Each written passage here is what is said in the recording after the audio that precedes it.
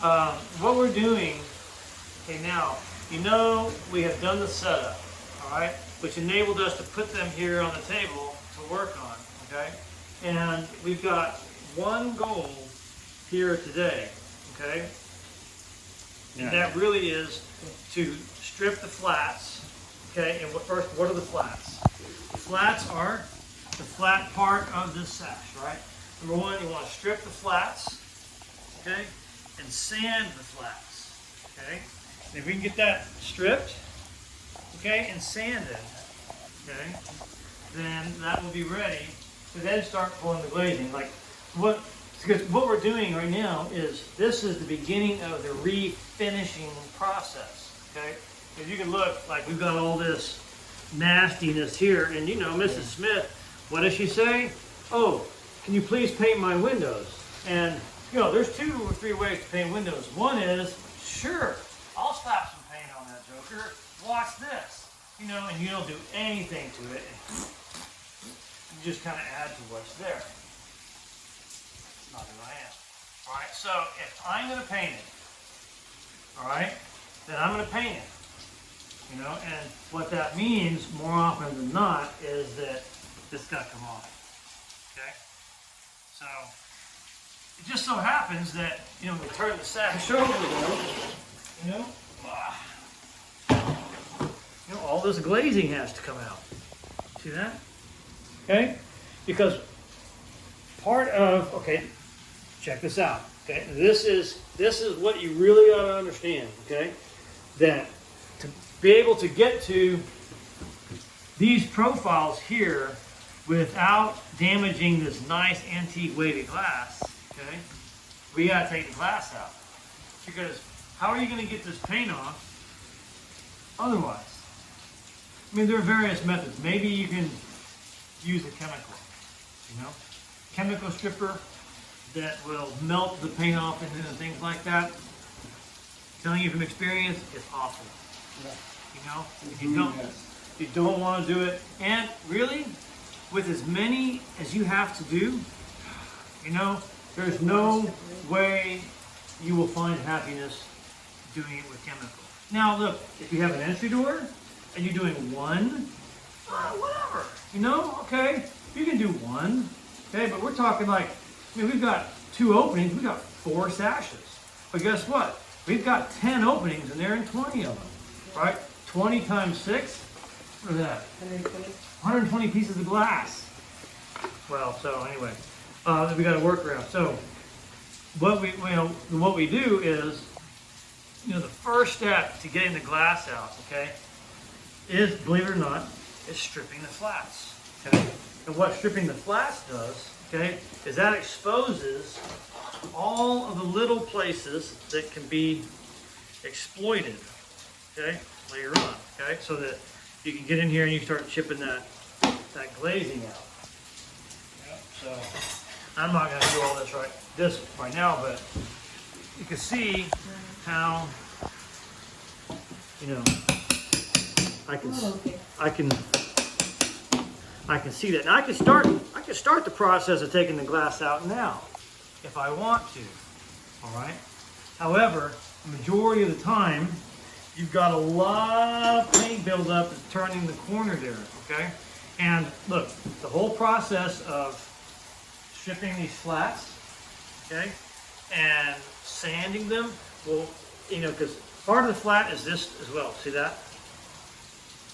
Because that's, I mean, it doesn't look flat from here, but it's flat, all right? Meaning that, okay, if it's flat, you can take a tool like this and address it. You know, so like here, okay? See? It's flat. See? And if I'm not aggressive with it, it takes that paint off. I mean, sometimes you have to be aggressive, but, you know, you can take that paint off so easy.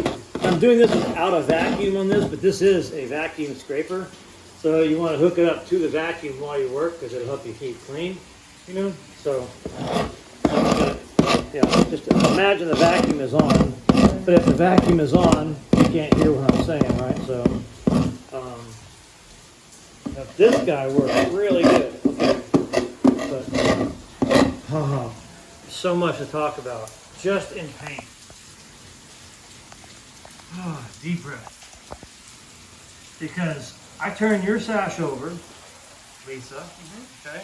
And what I see, something that you do not see. See, I'm looking at the same sash, but I see something entirely different. See? You're hearing, you're seeing what you're hearing me say, that all this paint has to come off. Right. All right, and guess what? This is totally going to confuse you, okay? This paint doesn't have to come off. Gosh, I know it's so confusing. You know, but why? Oh, why would I even say that? I go through all that, okay? So here's this thing, you know, that you have to understand about the paint. Gosh, this is so complicated, you know? But it's not really, okay? With a little bit of experience, you'll get to know it automatically. Okay, you see how smooth and flat it is already? Okay. What I can see is that this has already been stripped to the flats. This has already been sanded. This has already been primed, and it's already got a layer of paint on it. Ah. Smooth it out into another layer.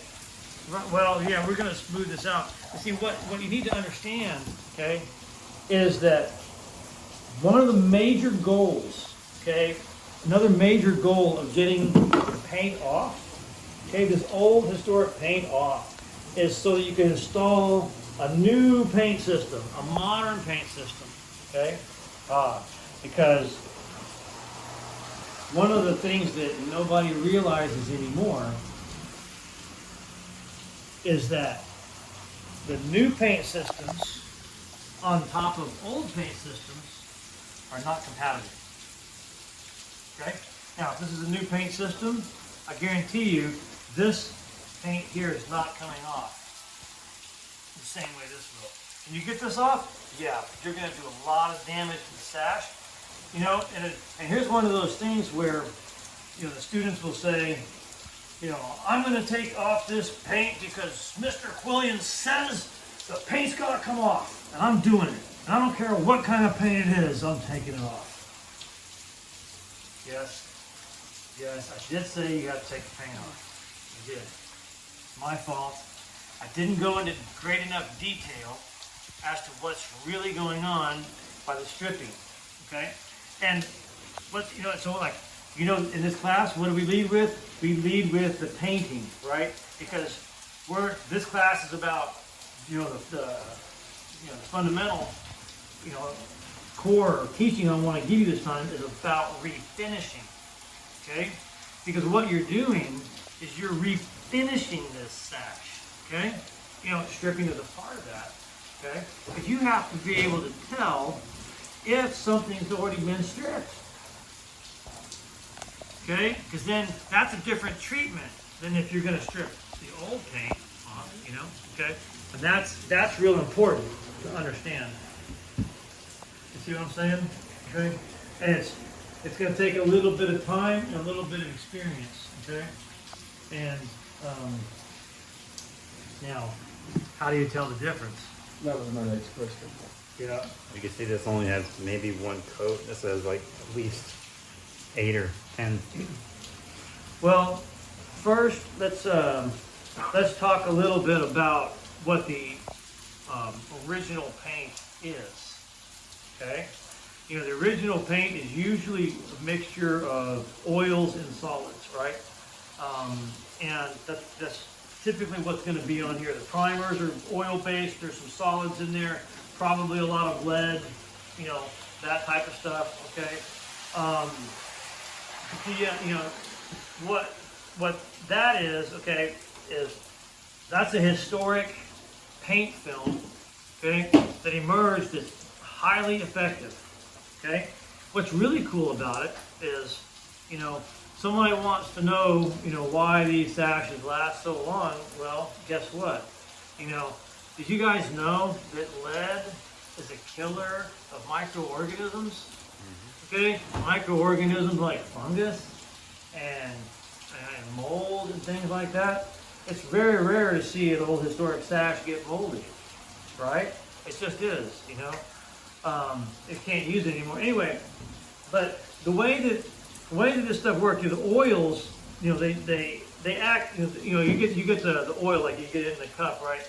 And you stir the solids into it until it becomes a paint. and then you paint the solids onto the wood, okay? And that system of protecting the wood emerged because, over time, humanity discovered that wood sunburns and weathers away. See that? So when you get a fence, everybody has seen a fence. Maybe some of you have built a fence. Everybody has a fence, or somebody's got a friend who has a fence. It's a wood fence. It starts off beautiful, but they all turn gray. It doesn't matter what kind of wood you get, it all turns gray. And you know what that gray is? It's sunburn. The wood is dead. It does not regenerate. It gets thinner and thinner and thinner. And you get sunburned, you regenerate skin cells. You can get sunburned bad. You'll peel some of that off. Well, guess what? That's what's happening to the wood when it's unpainted. It's exfoliating, but it doesn't regenerate. Right. Okay? So what happens, what the paint is, initially, paint emerged as a pre-exfoliation device, right? So that the paint film would take the brunt of the weathering. It would dry out, it would get chalky, the wood would remain intact. You know what another building element that we have that follows the exact same principle? Roofing shingles. Because the tar that is the waterproof element in the shingle, left just exposed to the sun, quickly erodes and dries out and cracks and these types of things, right? How do they keep that from happening? They put little rocks on it. Little bitty pebbles. And the pebbles take the brunt of the sun, protecting the tar, giving life to the tar shingle. So that's what the paint is, right? And that's how they protected the woodwork for centuries. That method. And it works really good. So, but here's how it works. That as the paint ages, it chalks and it gets thinner. Okay? It gets dry, maybe it starts to crack, but guess what? You add some more of the oil paint mixture to it, it revitalizes that paint for real. You put the oils back into it, it really refreshes it. It gives it a drink. It makes it pliable. It keeps it pliable. And that was just a process that they did. So, and the paint films would get thicker, okay? But they'd weather away still, but as times changed, and our culture has evolved, those paints were eliminated for one reason or another. And that method of painting was eliminated. And new formulations were introduced. Yeah. And so what happens is, and new formulations, they're more durable. They're more elastic. They have, superior qualities in many ways. Okay? And what's weird, though, is like that durability that they have. That's one of the reasons why, the paint will get so thick on a house. Okay? It's because it doesn't wear away, And actually people change the colors more often. They want to decorate more. They have more money. And so what happens is that original paint film that's on there, okay? Because the oils, they evaporated the atmosphere too, at a different rate than water.